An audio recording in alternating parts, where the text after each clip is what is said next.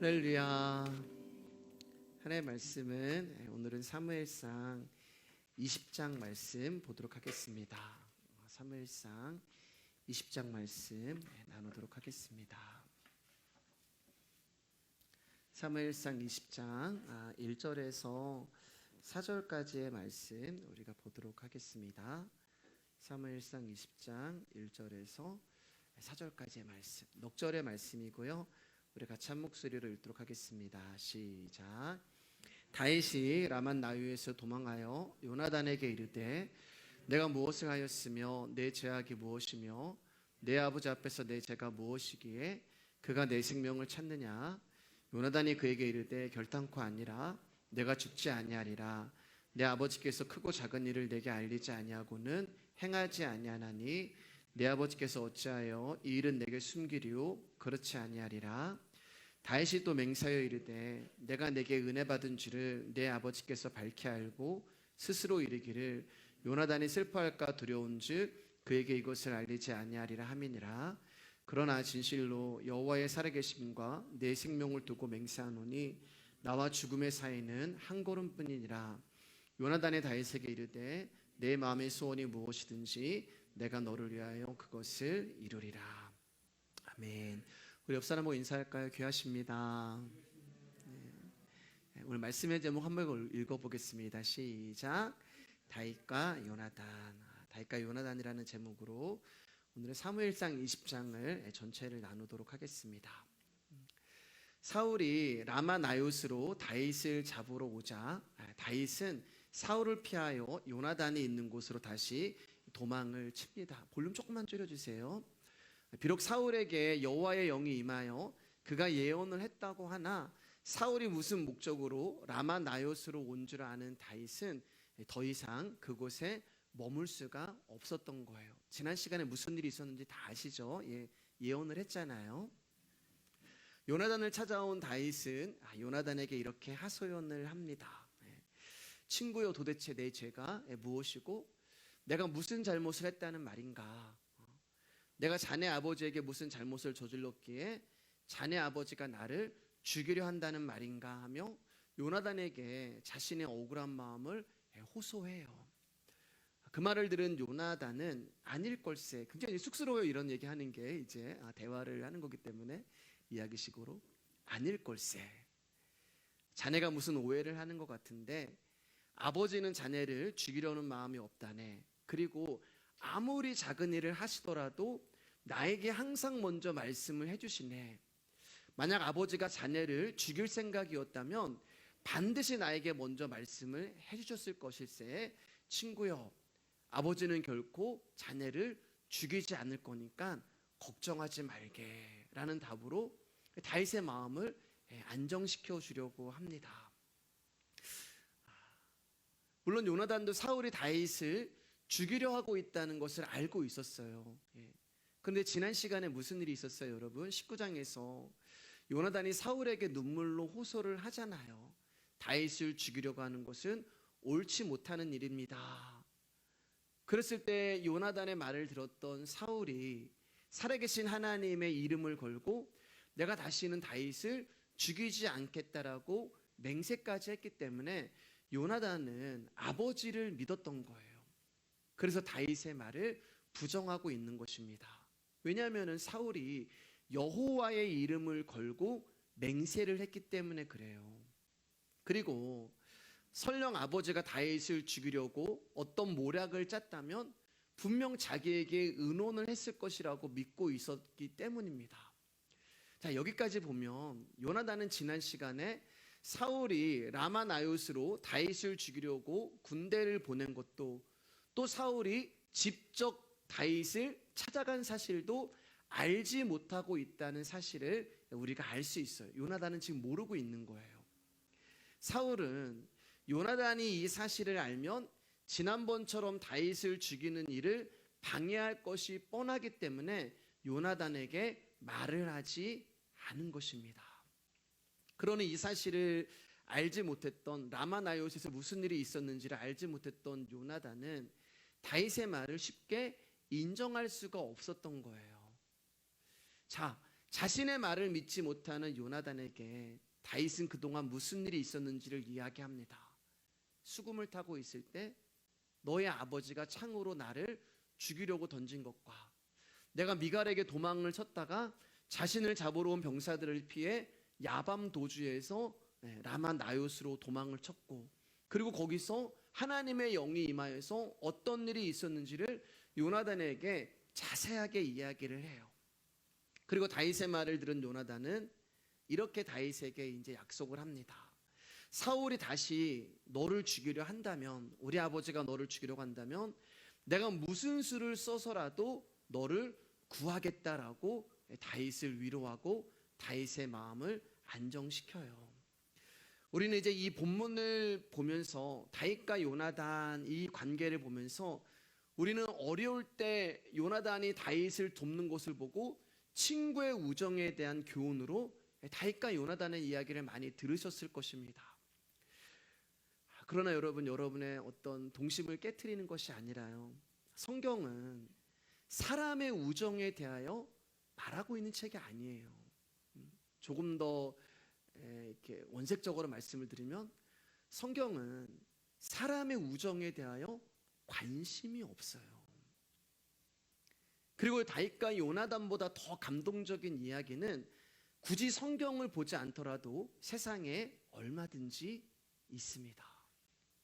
그렇기 때문에 다윗과 요나단의 이야기는 친구와의 우정에 관한 이야기가 아니에요. 여러분, 지금 요나단은 다윗을 택함으로 말미암아 아버지를 버리고 있는 거예요. 다윗을 선택함으로 말미암아 아버지를 배신하고 이제 부자 관계의 연을 끊어버리고 있는 것입니다. 아버지보다 친구를 택한 거예요. 피는 물보다 진한데 요나단은 피를 택한 것이 아니라 물을 택한 것입니다. 사실 여러분, 요나단과 다윗이 만난 그 시간은 그리 길지 않아요. 우리가 성경을 이제 계속해서 수요일마다 보고 있지만 얼마 되지 않아요. 어린 시절부터 알던 친구도 아닙니다. 그 말은 깊은 관계가 아니라는 거예요. 그런데 잘 알지도 못하는 다윗을 위해 요나단은 수십 년 동안 금이야 오기야 자신을 키워준 부모를 배신하고 있는 거예요. 여러분이 요나단의 아버지 사울이라면 어떤 마음이 드시겠어요? 섭섭한 마음이 들고 서운한 마음이 들 것입니다. 그리고 따지고 보면 사울이 지금 다윗을 죽이려고 하는 것도 요나단을 위해서잖아요. 왜냐하면 다윗이 죽어줘야지만 차기에 요나단이 왕이 될 수 있기 때문에 어떻게 보면 지금 사울은 요나단을 위해서 다윗을 죽이려고 하는 것입니다. 그렇다면 이런 아버지의 마음을 요나단이 알고 있다면 적극적으로 그도 사울을 도와서 다윗을 제거하는 일에 앞장을 서야 하는데, 이런 사울의 마음을 알지도 못한 채 요나단은 지금 아버지를 속여가면서 다윗을 돕고 있는 거예요. 그럼 요나단은 왜 아버지를 배신하고 또 왕의 자리를 버리면서까지 다윗을 돕는 것일까요? 우리가 이제 이 답에 대한 이야기는 이제 몇 주째 계속 보고 있는 것 같습니다. 그것은 아버지보다 또 자신이 왕이 되는 것보다 더 중요한 것이 다윗에게 있었음을 요나단이 알았기 때문에 그래요. 자, 그럼 사울을 등지면서까지 또 자기의 왕의 자리까지 버리면서까지 요나단이 다윗 편에 섰던 그 중요한 것이 무엇인지를 이제 우리가 말씀을 통하여 조금씩 알아보겠습니다. 14절 15절입니다. 제가 읽어드릴게요. 너는 내가 사는 날 동안에 여호와의 인자하심을 내게 베풀어서 나를 죽지 않게 할 뿐 아니라 여호와께서 너 다윗의 대적들을 지면에서 다 끌어버리신 때에도 너는 내 인자함을 내 집에서 영원히 끊어버리지 말라 하고, 지금 이제 요나단이 다윗에게 부탁하는 내용이에요. 여기 15절 보면은 다윗의 대적들이라고 나오잖아요. 이 다윗의 대적들이 누구냐면은 사울의 집안을 말하는 거예요. 그러면 그 사울의 집안에 누가 포함이 되어 있냐면 요나단의 집안도 거기에 포함이 되어 있어요. 요나단의 가정도, 요나단의 자식도 여호와의 대적에 포함되어 있는 것입니다. 그러니까 요나단은 지금 하나님께서 자신의 가문을 지면에서 끊어버리실 것을 알고 있었어요. 그래서 자신의 집안을 멸망의 가문으로 보고 있는 것입니다. 이게 굉장히 중요해요. 자신의 집안을 멸망의 가문으로 보고 있는 거예요. 그리고 자신의 집안이 멸망의 집안이 될 수밖에 없는 이유는 바로 사울이 다윗을 죽이려고 하는 이유라는 것도 요나단은 알고 있었어요. 그래서 지금 요나단이 다윗에게 부탁을 하고 있는 것입니다. 간곡하게 부탁을 하는 거예요. 친구요, 언젠가 하나님이 사울의 가문을 멸망시킬 때 우리 집안을, 우리 가족을 불쌍히 여겨서 구원해 달라고 지금 요나단이 다윗에게 부탁을 하고 있는 거예요. 근데 여러분, 한 가지 우리가 조금 이해할 수 없는 부분이 있습니다. 그것은 하나님이 자신의 집안을 심판하고 멸망케 하실 것을 요나단은 미리 안 거예요. 지나고 나서 결과로 안 게 아니라 그 일이 일어나기 전에 지금 미리 알고 있었어요. 그러면 얼마든지 미리 알고 있었기 때문에 다윗에게 부탁하지 않아도 하나님, 우리 집안을 불쌍히 여겨주세요. 저는 다윗을 사랑하고 다윗을 구원하려고 이렇게 노력했습니다. 아버지 사울과는 다릅니다라고 하나님께 얼마든지 기도하고 부탁해도 됐다는 것입니다. 그런데 왜 굳이 요나단은 다윗에게 이런 부탁을 할까요? 그것도 지금 도망을 쳐야 하는 도망자 신세인 다윗에게 자신의 가문을 살려달라고 간곡히 부탁하는 이유가 무엇일까요? 그 이유는 자신의 집안이 심판에서 건짐을 받을 수 있는 유일한 길은 오직 다윗에게 달려 있다는 것을 요나단은 알고 있었기 때문에 그래요. 그러니까 요나단으로 하여금 아버지를 배신하면서까지 다윗의 편에 서게 만든 그 중요한 게 무엇이냐? 바로 다윗이라는 존재가 되는 것입니다. 사무엘상 19장 5절입니다. 여러분 크게 읽어주세요. 시작. 그가 자기 생명을 아끼지 아니하고 블레셋 사람을 죽였고 여호와께서는 온 이스라엘을 위하여 큰 구원을 이루셨으므로 왕이 이를 보고 기뻐하셨거늘 어찌 까닭 없이 다윗을 죽여 무죄한 피를 흘려 범죄하려 하셨나이까.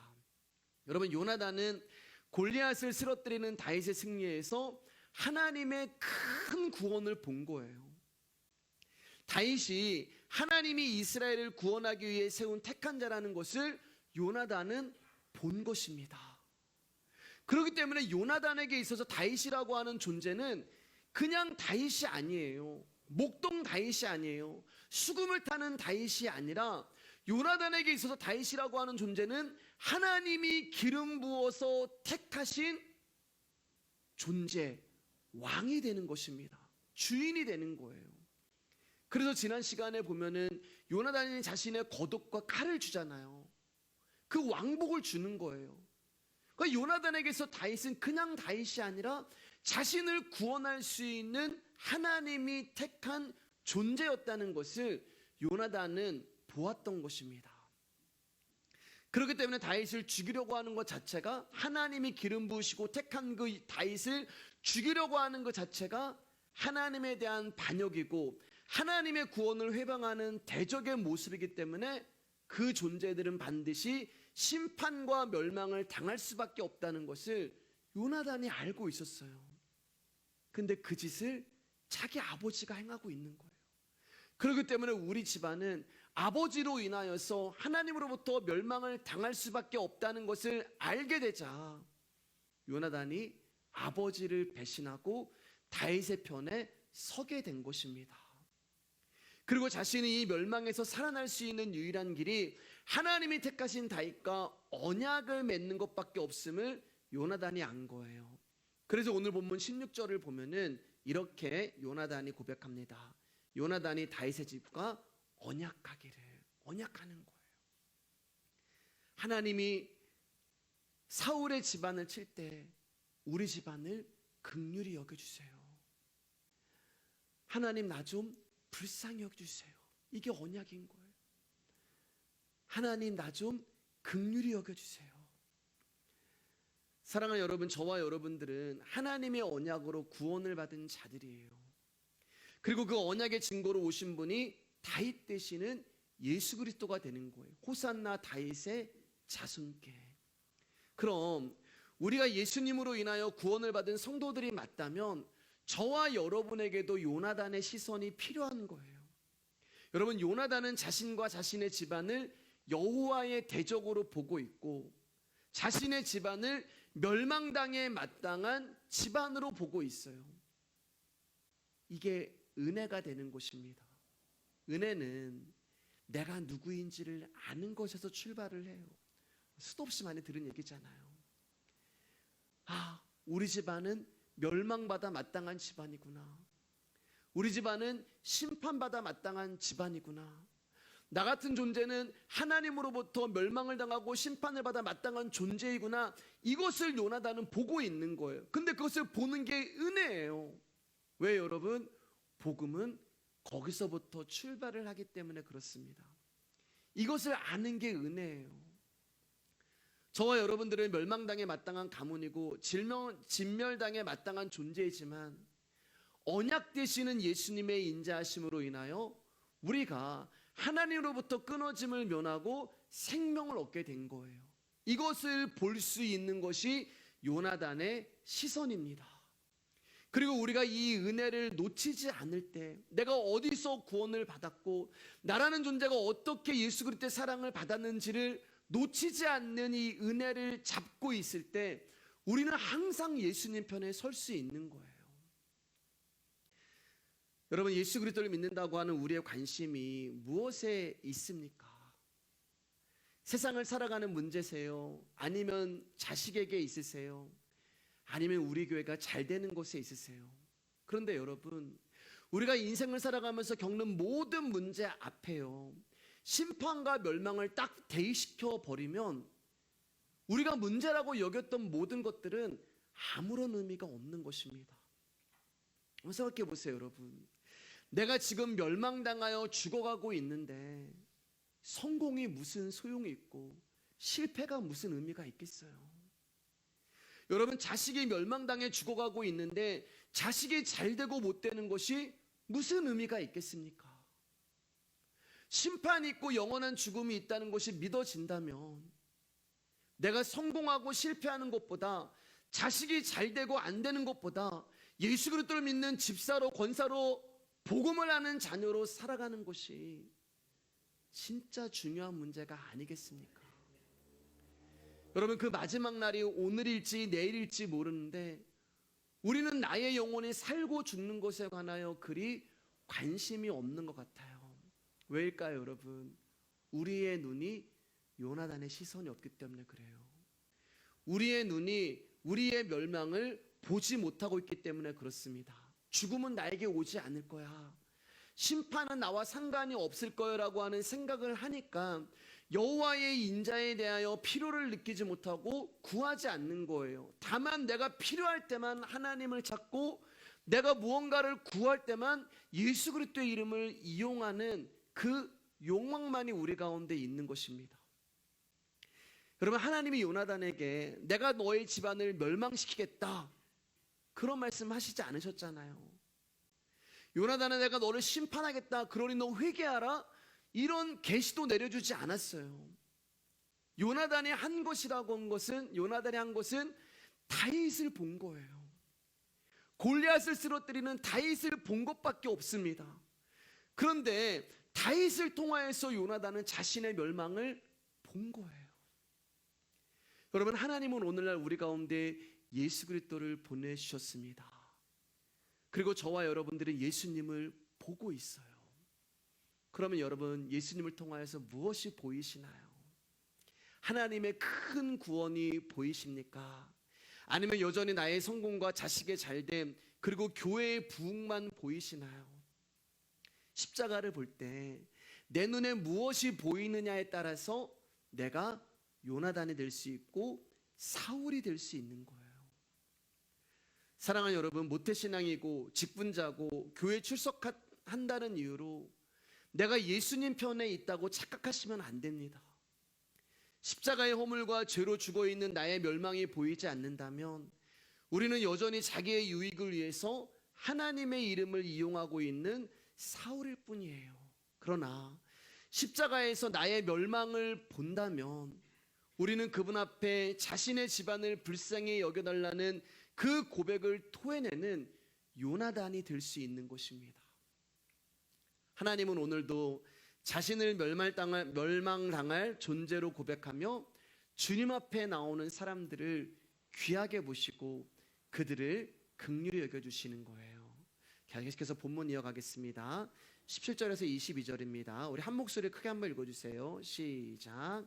다윗에 대한 요나단의 사랑이 그를 다시 맹세하게 하였으니 이는 자기 생명을 사랑함 같이 그를 사랑함이었더라. 요나단이 다윗에게 이르되 내일은 초하루인즉 내 자리가 빔으로 내가 없음을 자세히 물으실 것이라. 너는 사흘 동안 있다가 빨리 내려가서 그 일이 있던 날에 숨었던 곳에 이르러 에셀 바위 곁에 있으라. 내가 관역을 쏘려함 같이 화살셋을 그 바위 곁에 쏘고 아이를 보내어 가서 화살을 찾으라 하면 내가 짐짓 아이에게 이르기를 보라 화살이 내 이쪽에 있으니 가져오라 하거든. 너는 돌아올지니 여호와께서 살아계심을 두고 맹세하노니 내가 평안 무사할 것이요 만일 아이에게 이르기를 보라 화살이 내 앞쪽에 있다 하거든 내 길을 가라 여호와께서 너를 보내셨음이니라.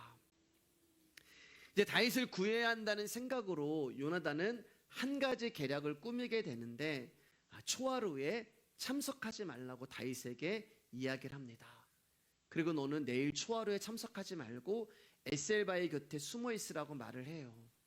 그 이유는 초하루에 다윗이 참석을 하지 않았을 때 사울의 반응을 보고 다윗에 대한 사울의 마음을 확인하려고 했던 요나단의 계획이었고 요나단의 그런 계략이었어요.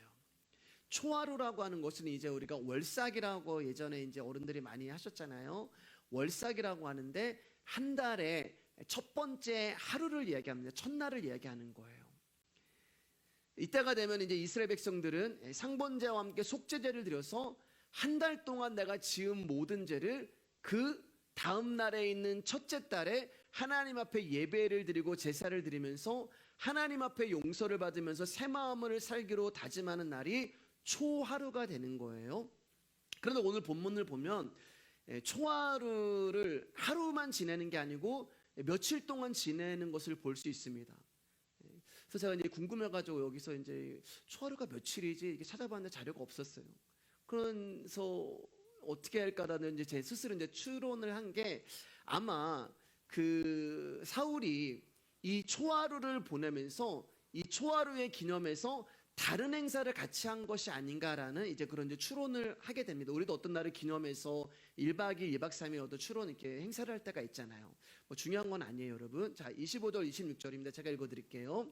자, 초하루예요. 왕은 평시와 같이 볕곁 자기 자리에 앉아 있고 요나단은 서 있고 아브넬은 사울 곁에 앉아 있고 다윗의 자리는 비었더라. 그러니까 온 가족이 모인 거예요. 큰 행사가 일어난 거예요. 그러나 그날에는 사울이 아무 말도 하지 아니하였으니 이는 생각하기를 그에게 무슨 사고가 있어서 부정한가 보다 정령이 부정한가 보다 하였음이더니 초하루 행사가 돼서 온 집안 식구들이 이제 식사를 하고 있는데 다윗의 자리가 비어 있었습니다. 그때 사울이 이제 아무 말도 하지 않아요. 왜냐하면은 이 제사 식사 자리에는 부정한 짓을 하거나 부정한 것을 만졌거나 부정한 것을 보았을 때는 그 자리에 참석할 수가 없었거든요. 그래서 다윗이 오늘은 무슨 부정한 일이 있었나 보다라고 해서 별 신경을 쓰지 않았어요. 근데 둘째 날 식사 자리가 되었는데도 여전히 다윗이 보이지 않자 이제 사울이 다윗이 둘째 날에도 참석하지 않은 그 이유를 요나단에게 물어봅니다. 우리 27절에서 29절입니다. 같이 읽어주세요. 시작. 이튿날 곧 그 달의 둘째 날에도 다윗의 자리가 여전히 비었으므로 사울이 그의 아들 요나단에게 묻되 이새의 아들이 어찌하여 어제와 오늘 식사에 나오지 아니하느냐 하니 요나단이 사울에게 대답하되 다윗이 내게 베들레헴으로 가기를 간청하여 이르되 원하건대 나에게 가게 하라.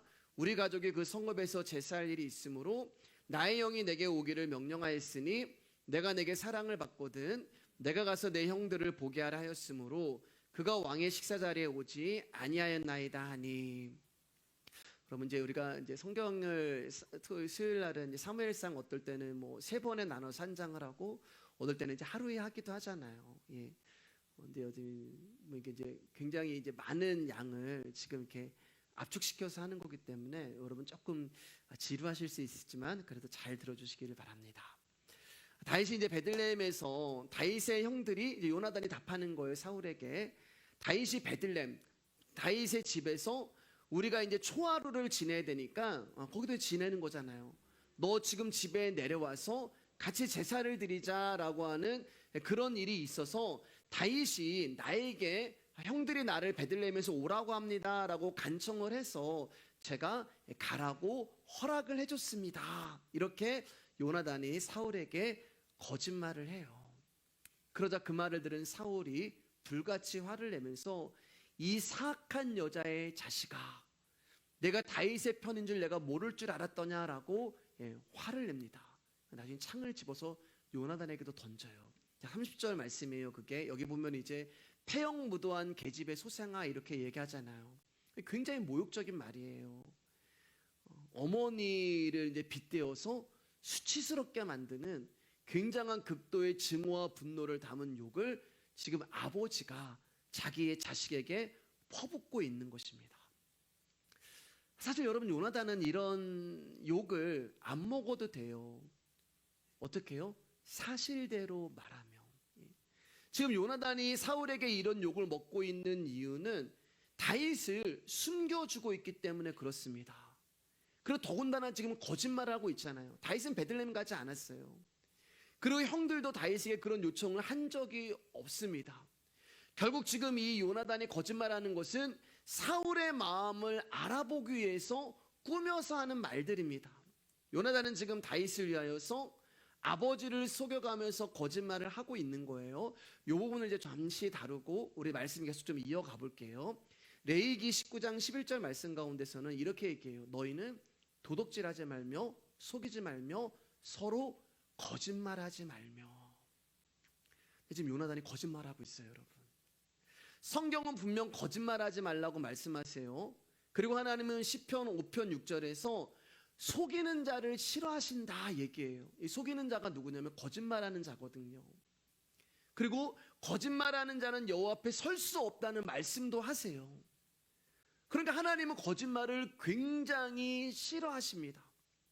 하나님은 거짓말하는 것을 용납하지 않고 거짓말하는 자를 멸망하는 자로 하나님은 단호하게 말씀하세요.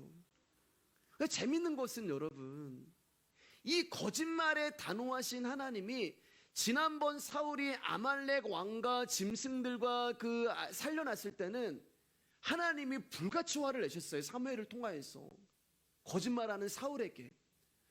그래서 지금 똑같은 거짓말을 하고 있는데 지금 하나님은 요나단에게 어떠한 말씀도 하지 않으세요. 사울의 거짓말에 대해서는 불같이 화를 내셨는데 지금 요나단이 하는 거짓말에 대해서는 어떠한 언급도 하지 않으십니다. 왜일까요, 여러분?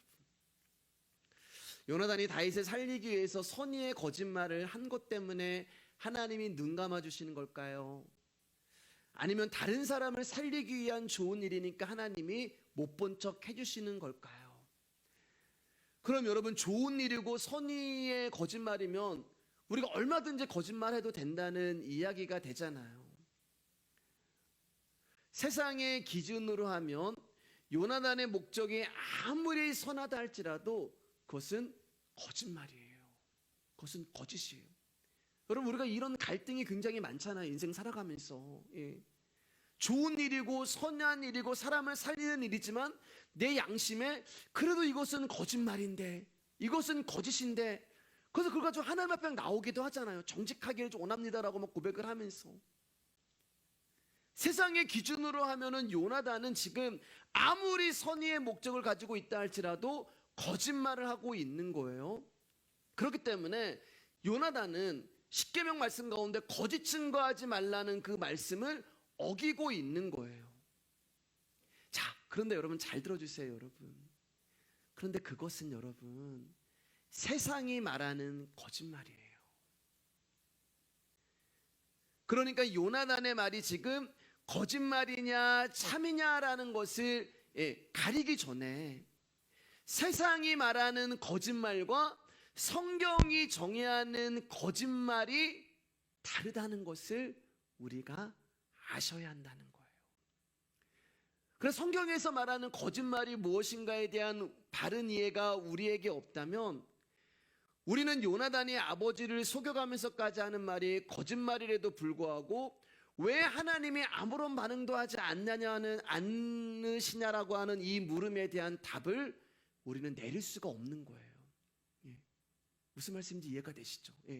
성경에서 말하는 거짓말이 무엇인지를 알아야지만 그래서 하나님이 요나단에게 어떤 언급도 하지 않으셨고 그래서 하나님이 사울에게는 불같이 화를 내셨구나라는 것을 알 수 있는 것입니다.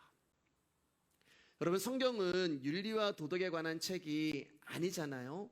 그렇기 때문에 도덕과 윤리관으로 성경을 대해버리면 여러분, 성경은 도무지 이해할 수 없는 책이 되는 것입니다. 성경은 하나님 나라의 비밀이에요. 그 말은 하나님 나라의 상식이 성경이라는 거예요. 즉 우리가 살아가는 이 세상이 아닌 하나님 나라의 상식을 우리 가운데 알려주고 있는 것이 성경이 되는 거예요. 그렇기 때문에 저와 여러분들이 지금 말씀을 듣고 복음을 듣는다는 것은 성경이 말하는 하나님 나라의 상식, 즉 이 세상에 속하지 아니하는 하나님 나라의 그런 방법에 대해서, 방식에 대해서 우리가 배워가고 있는 거예요. 그렇기 때문에 거짓말에 대한 것도 사람의 윤리와 도덕으로 생각을 해버리면 여러분, 성경이 말씀하시는 이 거짓말에 대한 정의를 우리가 해석할 수가 없는 거예요. 그렇기 때문에 여러분, 이제 제가 들려드리는 말씀을 제 말로 듣지 마시고 하나님의 말씀이 과연 그러한가라는 마음으로 생각해 보시면서 한번 이 부분 한번 다뤄볼게요. 자, 우리 요한일서 4구절입니다. 요한일서 1장 6절 보면은 만일 우리가 하나님과 사귐이 있다 하고 어둠에 행하면 거짓말을 하고 진리를 행하지 아니함이거니와, 또한 요한일서 2장 4절에서는 이렇게 얘기해요. 그를 아노라 하고 그의 계명을 지키지 아니하는 자는 거짓말하는 자요 진리가 그 속에 있지 아니하되. 요한일서 2장 22절은 우리 여러분들 읽어주실까요? 시작. 거짓말하는 자가 누구냐? 예수께서 그리스도이심을 부인하는 자가 아니냐? 아버지의 아들을 부인하는 그가 적그리스도니. 요한일서 4장 20절입니다. 시작. 누구든지 하나님을 사랑하노라 하고 그 형제를 미워하면 이는 거짓말하는 자니, 보는 바 그 형제를 사랑하지 아니하는 자는 보지 못하는 바 하나님을 사랑할 수 없느니라. 여러분, 이 4구절에 공통점이 있어요. 이 4구절을 통하여서 성경이 무엇을 거짓말로 보는가를 우리 가운데 말씀하고 계십니다. 거짓말이라고 하는 것은 없는 사실을 있는 것처럼 얘기하는 거잖아요. 그런데 이 거짓말을 성경은 모든 것을 하나님과 관계해서, 하나님과 연관해서 말씀을 하고 있다는 것입니다. 즉 하나님에 대해서 없는 사실을 있는 것처럼 말하는 것이 거짓말이라는 거예요. 자, 여러분의 이제 이해를 돕기 위해서 제가 예를 한번 들어볼게요. 예를 들면 이런 거예요. 나는 하나님을 사랑합니다. 이 말은 사실일까요? 거짓말일까요? 적어도 그 말을 하는 당사자는 진심일 거예요. 그런데 이 모습이 바로 도덕과 윤리로 성경을 받아들이는 것입니다. 자, 우리 봤잖아요. 성경은 하나님을 사랑하는 것을 무엇으로 지금 듣고 있냐면, 나는 하나님을 사랑합니다라고 하는 그 사람의 고백을 통하여서 네가 나를 사랑하는구나, 그렇게 정의하지 않으신단 말입니다. 요한일서 쭉 보면은. 그러면 어떻게 지금 성경이 이야기해요? 하나님을 사랑한다는 것을 형제를 미워하느냐 사랑하느냐로 물어보시는 거예요. 왜냐하면 말씀에 형제를 미워하면서 하나님을 사랑한다고 하면 그것은 거짓말이라고 말씀하고 계시기 때문에 그렇습니다. 보이는 형제도 사랑하지 못하면서 보이지 않는 하나님을 사랑한다, 이게 거짓말이잖아요. 없는 것을 지금 있는 것처럼 이야기를 하잖아요. 또 하나님을 안다고 하면서도 하나님의 말씀을 지키지 않는다면 하나님을 안다는 건 역시 거짓말이 되는 거예요. 또 우리가 세상의 것을 원하고 세상의 것을 위해서 살아가고 있으면서도 나는 하나님과 사귄다고 말한다면 그 역시 거짓말이 되는 거예요. 좀 이해가 되시죠, 여러분? 그러니까 성경이 말하는 거짓말은 누군가를 의도적으로 속이고 감추는 것을 말하는 것이 아니라 삶과 말이 다른 것을 거짓말이라고 이야기합니다. 내가 행동은 형제를 미워한단 말이에요. 미움에는 사랑이 나올 수가 없는데 어떻게 형제를 미워하는 그 사람이 하나님을 사랑한다고 말할 수가 있어요? 그 말 자체가 거짓이라는 거예요. 또 세상을 사랑하고 세상에 대한 욕심을 가지고 살아가면서 하나님을 어떻게 사랑할 수가 있어요? 둘 중에 하나를 택해야 하는데 거짓말이라는 거예요. 자, 그러면 문제가 뭐냐? 우리 전부 거짓말쟁이라는 거예요. 우리는 전부 다. 옆 사람하고 한번 인사하겠습니다. 당신은 거짓말쟁이입니다. 예. 왜냐면 우리 전부 그렇게 살아가잖아요. 예. 여러분, 이 말씀은 전부 다 우리에 관한 이야기잖아요. 안 그런 사람 누가 있어요? 여기에요. 우리 속에 형제에 대한 미움이 있습니다. 형제에 대한 질투도 있어요. 우리 안에 세상에 대한 욕심도 있어요. 우리가 하나님을 사랑한다고 하지만 솔직히 하나님보다 내 자신을 더 사랑해요. 이게 우리의 모습이잖아요. 그러니까 우리는 전부 거짓말쟁이라는 거예요. 자, 그러면 이 문제를 어떻게 해결할 수 있을까? 성경에서는 거짓말에 대해서도 말씀하시지만 참말에 대해서도 말씀을 하세요. 그러면 성경에서 말하는 참말이 무엇인지를 알 때 이 문제, 거짓말쟁이인 저와 여러분들이 구원을 받을 수 있는 답을 찾을 수 있을 것입니다. 누가복음 18장 13절 14절 말씀입니다. 제가 읽어드릴게요. 세리는 멀리 서서 감히 눈을 들어 하늘을 쳐다보지도 못하고 다만 가슴을 치며 이르되 하나님이여 불쌍히 여기소서 나는 죄인으로서이다. 내가 너에게 이르노니 이에 저 바리새인이 아니고 이 사람이 의롭다 하심을 받고 그의 집으로 내려갔느니라. 성경에서 말하는 참말이 뭐예요? 진실이 뭐예요? 하나님, 저는 죄인입니다. 하나님, 저는 죄인 중에 괴수입니다. 하나님, 저는 예수 그리스도의 은혜가 아니면 멸망해야 할 부끄러운 존재입니다. 이 고백이 성경에서 말하는 참말이 되는 것입니다. 여러분, 거짓말은 내가 누구인지 모를 때 나오는 게 거짓말이에요. 하나님을 모르는 데서 발생하는 것이 거짓말쟁이에요. 자, 그렇다면 요나단은 거짓말쟁이일까요? 진실을 말하고 있는 자일까요? 첫 번째, 요나단은 지금 자기가 어떤 존재인지를 봤잖아요. 우리 집안은 멸망당해야 할 집안이고 나라는 존재는 하나님으로부터 심판을 받아야 하는 존재예요.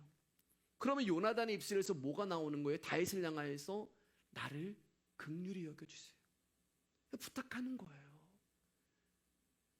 다윗이요, 당신의 은혜가 아니면 나는 죽을 수밖에 없는, 멸망당할 수밖에 없는 존재입니다라고 자기가 누구인지를 고백하고 있는 거예요. 그래서 요나단이 지금 거짓말을 하고 있는 것입니다. 누구를 위해서? 이게 중요해요, 여러분. 누구를 위해서 거짓말을 하냐? 지금 다윗을 위해서 거짓말을 하고 있는 거예요. 왜, 여러분? 제가 서두에 말씀드렸잖아요. 자기가 살 수 있는 유일한 길, 아버지를 등지면서까지 왕의 자리까지 버리면서까지 살 수 있는 그 중요한 것이 다윗에게 있었단 말이에요. 그래서 요나단은 지금 다윗을 위하여서 거짓말을 하고 있는 것입니다. 왜, 여러분? 그게 내가 살 수 있는 길이라니까요. 여러분, 우리가 사는 게 중요하죠. 거짓말이 중요한 게 아니에요, 여러분. 내가 사는 게 중요한 거예요. 그래서 요나단은 지금 자기가 살기 위해서 다윗을 위하여서 아버지께 거짓말을 하고 있는 거예요. 근데 여러분, 하나님은 이 요나단의 거짓말을 이렇게 말씀하세요. 사무엘상 20장 17절 말씀입니다. 제가 읽어드릴게요. 다윗에 대한 요나단의 사랑이 그를 다시 맹세하게 하였으니 이는 자기 생명을 사랑함 같이 그를 사랑함이었더라. 분명히 요나단은 거짓말하고 있는데 하나님은 뭐라고 말씀하시냐면은 사랑이다. 누구를 위한 사랑이에요? 다윗을 위한 사랑이다. 요나단의 거짓말은 다윗을 사랑하기 때문에 나온 말이었어요. 생명을 걸고 사랑하는 거예요. 그를 얼마나 사랑하냐면 자기의 생명같이 사랑한 거예요. 왜요? 자기의 생명이란 말이에요, 다윗이. 여러분, 그러면 다윗이 죽으면 요나단은 어떻게 되는 거예요? 자기도 죽는 거예요. 다윗이 살아야지만 요나단도 사는 거예요. 때문에 요나단은 자신이 살기 위해서 사랑하는 다윗을 위해 자신의 모든 것을 던져버린 거예요. 아버지를 배신하고 왕의 자리를 포기하고 그것으로 인해서 닥칠 수 있는 모든 위험과 어려움도 마다하지 않는 것입니다. 왜요? 그게 내가 살 수 있는 유일한 길이기 때문에 그래요. 33절 말씀을 보면 여러분, 사울이 요나단에게 창을 던져요. 이 무슨 의미일 것 같아요, 여러분? 자기가 아버지가 던진 창에 찔려 죽을 수 있다 하더라도, 나는 죽더라도 다윗은 죽으면 안 된다는 얘기예요. 왜냐하면 다윗이 죽으면 자기도 죽기 때문에 자기가 살기 위해서는 다윗의 편에 서야 하고 거짓말을 하는 것입니다. 이 모습이 요나단이 자기 생명을 사랑함 같이 다윗을 자기 생명처럼 사랑했다는 증거가 되는 거예요. 말뿐인 사랑, 입술만의 고백이 아니라 요나단은 자신의 생명을 걸고 다윗을 사랑하는 것입니다. 여러분, 이 다윗이 예수 그리스도가 되잖아요. 그렇기 때문에 하나님은 요나단을 거짓말하는 자라고 인정하시는 게 아니라 너는 참말을 하는 자야라고 인정해 주시는 거예요. 자, 이제 20장 나머지 부분 읽으면서 이제 말씀을 정리하겠습니다. 35절에 38절입니다. 크게 읽어주세요. 시작. 아침에 요나단이 작은 아이를 데리고 다윗과 정한 시간에 들로 나가서 아이에게 이르되 달려가서 내가 쏘는 화살을 찾으라 하고 아이가 달려갈 때에 요나단이 화살을 그의 이로 지나치게 쏘니라. 아이가 요나단이 쏜 화살이 있는 곳에 이를 즈음에 요나단이 아이에 대해서 외쳐 이르되 화살이 내 앞쪽에 있지 아니하냐 하고 요나단이 아이에 대해서 또 외치되 지체 말고 빨리 다름질하라 하매 요나단의 아이가 화살을 주어 가지고 주인에게 돌아왔으나, 아버지 사울이 이제 다윗을 죽이려고 한다는 그 진심을 알게 되자 그 사실이 너무 괴로워서 요나단은 그날 아무것도 먹지 못하고 뜬 눈으로 밤을 새우게 됩니다. 그리고 다음날 아침 다윗을 살리기 위해서 미리 다윗과 계획한 일을 벌여요.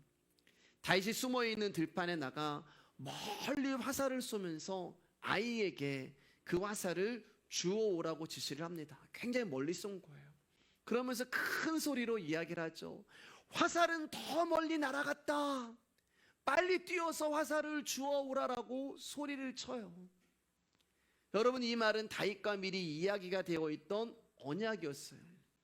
사울이 다윗을 진짜로 죽이려고 하니까 다윗아 멀리 도망쳐라, 다시는 돌아오지 말라고 지금 요나단이 다윗에게 사인을 주는 거예요.